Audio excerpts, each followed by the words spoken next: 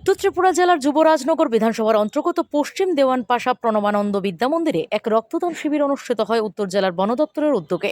আগামী 11ই মার্চ অনুষ্ঠিত হতে চলেছে পানিসাগর মহকুমার রোয়া অভয়ারণ্যে তৃতীয় রোয়া প্রাইমেট ফেস্টিভ্যালকে কেন্দ্র করে ইতিমধ্যে উত্তর জেলার বন দপ্তরের উদ্যোগে এক প্রস্তুতি বৈঠক জেলা পরিষদের কনফারেন্স হলে অনুষ্ঠিত হয়ে গেছে।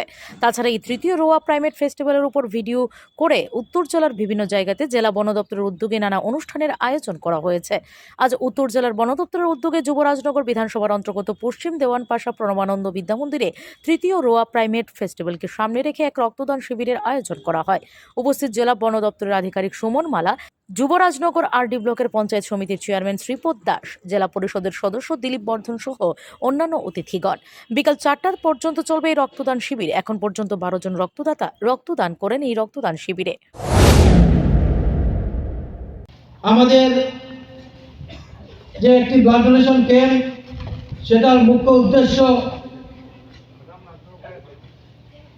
তৃতীয়বারের মতো আমাদের রুয়াতে প্রাইমেট ফেস্টিভ্যাল আগামী 11ই মার্চ অনুষ্ঠিত হতে চলছে।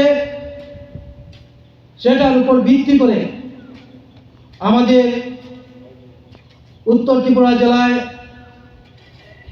বিগত 6 তারিখ থেকে ছোট ছোট আকারে প্রতিদিনই অনুষ্ঠান চলছে। তার মধ্যে আজকে আমাদের এই দেওয়ানপাশায় bureau report, S Bharat live 24 hours.